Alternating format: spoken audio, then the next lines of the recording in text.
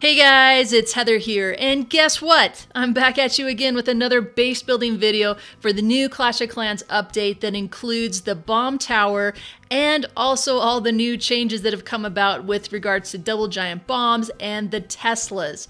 And for the base name, because every internet base needs an awesome name, we're going to call this one the Hurt Locker because there's so many compartments to this base, which should hopefully protect you against several attacks, mainly go wipe is kind of what I'm worried about here. So all the compartments should really help. Plus it's going to slow down the Valkyrie and all those other troops. It's not going to stop the Hogs. We're going to try and stop them in other ways. But yeah, let's go with it. The Hurt Locker, we got all these compartments. Let's hopefully bring some pain. Now this is a base that was originally created in one of my clans, the Blue Bearcats, and this was Birds D'Anger's base, and they really worked together on this base and perfecting it and making it work really well pre-update, so much so that people just constantly failed against it and it became the dip base, where it was always a Town Hall 9 that had to dip down and take it out. And this is one that I talked to them about showing, and they were cool with that. I was actually going to show this one several weeks ago, but then I knew the update was coming, and I knew that there was going to be a lot of changes with the update, so I didn't want to put this one out and then just have it all changed and have to change it all up anyways. I wanted to have a base that was all ready to go for this new update, and that included the bomb tower. So I took that original base that they've been using and then made several changes to it so that it was more in line with the new defensive meta, which includes that giant bombs no longer do 1.5 damage to Hogs, Teslas no longer do 2x damage, so a lot of things have changed, plus getting the bomb tower in there. So I made those changes. I showed them to Josh. He got his input on it. He's a ground guy, so he was definitely looking at it with hog pathing and how things would all work. I'm a dragon girl, especially at Town Hall 8, so I was looking at it to see how well it could hold up to air, especially since dragons are such a huge part of Town Hall 8 attacking. And then once I had it, Joe was nice enough to come on and attack it several different ways. It's a Town Hall 8. He beat it several times. Every time he beat it, then I would make some adjustments to it and then see if he could beat it again. So he was super helpful. Remember, he's also the one that helped me with the Bomb Tower Island Town Hall 9 base. So I'm going to link to Joe in the description below. He also did a video on Bomb Tower Island, the Town Hall 9, but doing it from an offensive perspective and how to go about attacking and what his mindset was with that. I think he might do that with this base too. So be sure to check him out, subscribe to him so you'll get a notification when he uploads that video. And then also be sure to follow me on Twitter because I've already made some changes to that Bomb Tower Island to protect against air. I went and attacked it with dragons as a Town Hall 9 and kind of slaughtered it. So I made some changes so it wasn't so easy for me to just use dragons against that base. So be sure to follow me on Twitter because any updates that I make to the bases, I'll be sure to post them on Twitter for you guys so you can update your bases too. Now, one thing you guys are probably not going to want to hear is that Town Hall 8 has definitely gotten easier. As the game is progressing through Town Hall 11, each of the Town Halls are getting progressively easier. It's almost like Town Hall 8 has become the new Town Hall 7. So I'm definitely giving you a really great, well-tested base, but it's going to be really difficult to continue to defend over and over again as a Town Hall 8. So if you can get even just one person to fail on your base, it's a big success. And if you can get a Town Hall 9 to dip down and take it out, that's a total victory. So in saying all that, I think this base holds up really well. Yes, Joe did beat it, and I had to make several adjustments based on how he was able to beat it to try and counter that. And Joe's a really great attacker, but there were several times that he didn't beat it either. So I think this base is going to hold up really well for you guys in the new meta. But be sure to come back and leave comments. Let me know how it's doing, what you're finding it's weak against, any ideas that you have to tweak it to make it better. I'm all ears. I'd love to hear it. And another thing to note with these videos, and what's really important to me, is not that I'm just giving you a base. I don't want to just give you another internet base that's out there and then people beat it.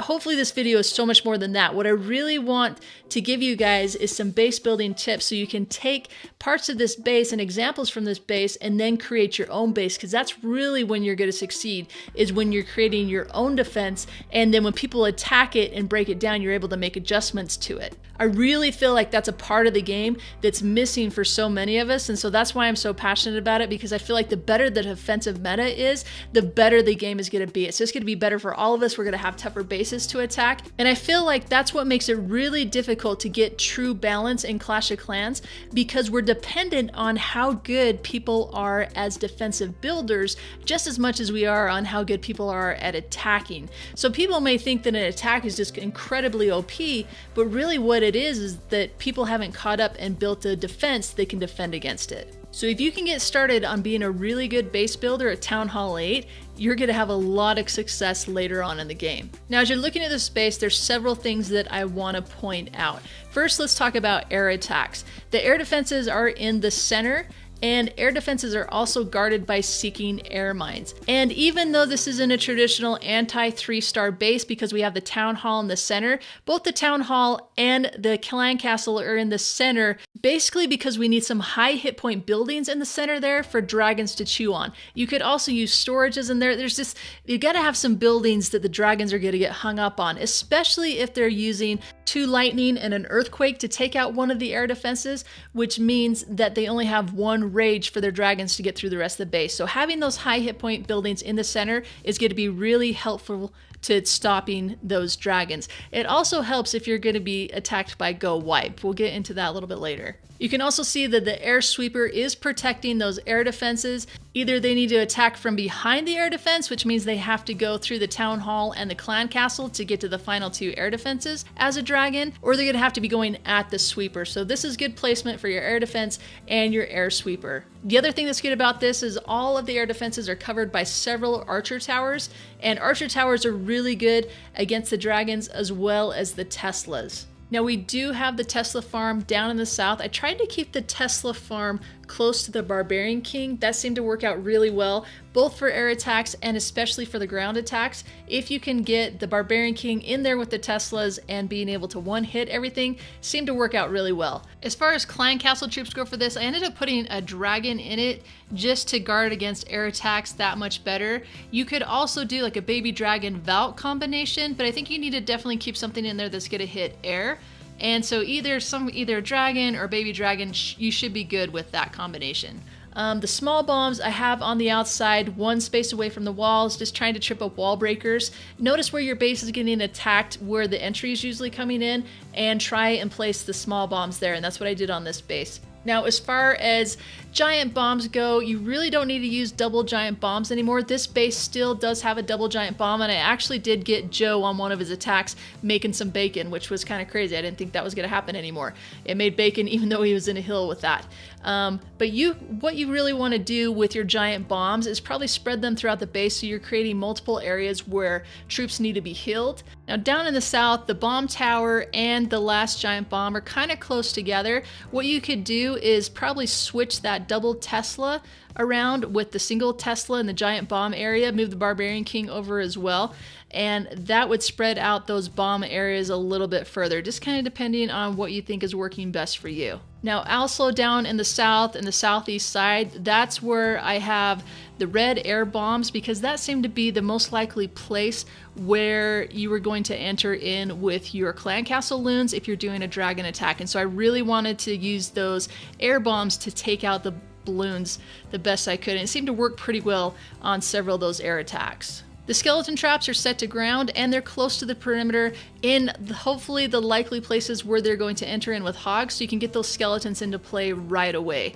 And then as far as spring traps go, this base is really compact, so there's definitely a lot of funneling going on with the spring traps. There's a lot of places where these spring traps are probably just going to catch 2 of the hogs, but at Town Hall 8 you really don't have a lot of walls, especially if you're trying to make a compact base like this, so it's really difficult to be able to get your placement on your buildings just right to be able to spring all 3 hogs. But saying that, these spring traps seem to do a pretty great job. You can definitely play around with those a bit more. Maybe even doing some switch up with the bomb tower and the archer tower, however you want to play that, because I do have a spring trap right by a bomb tower, and typically you don't want to be using your spring traps next to your giant bombs. You kind of want to use your spring traps to take out fully healed hog riders. The other thing you want to do is try and place high hit point buildings near your air defenses. I've kind of switched this out a little bit so the air defenses aren't as guarded as they were in the beginning with storages, so you can kind of shift some things around too so that you have storages right in front of the air defenses. You can see I'm giving you a lot of options here where you can make changes and adjustments to this base to make it even better and make it your own. So saying that, I think this base is pretty deceiving. It doesn't look like it's going to be as difficult to attack as it is, but it's actually pretty annoying. At Town Hall 8, you really need to be worrying about mass hogs. Yeah, you gotta be worrying about go wipe when you start doing those anti-3-star bases and you spread things out too much. It's gonna be really easy for them to come in and go wipe, especially now that the Teslas don't do those 2x damage. And then the third attack, of course, is dragons. So those are the attacks that I focused on to try and protect against. But we also did some attacks like Go Bavajo and Go Ho, your different phased attacks that you guys really need to be working on at Town Hall 8 before you move to Town Hall 9. And then something else which is really good to do at Town Hall 8, where a lot of these attacks are going to get really close, is each of the corners have a builder's hut in it. So either they're going to have to waste a hog and bring in 5 troop space to be able to take out those corners, or if they don't, they may run out of time. So that seems to be a pretty effective thing to do at Town Hall 8, just to try and make your base last the 3 minutes. Alright guys, I think that about covers it. If you have any questions on this base, or you want to run some of the tweaks that you've done to the base by some other people, or get some help on your attacks, be sure to download the Discord app. It's free for iOS and Android. You can get it on the web. It's available everywhere.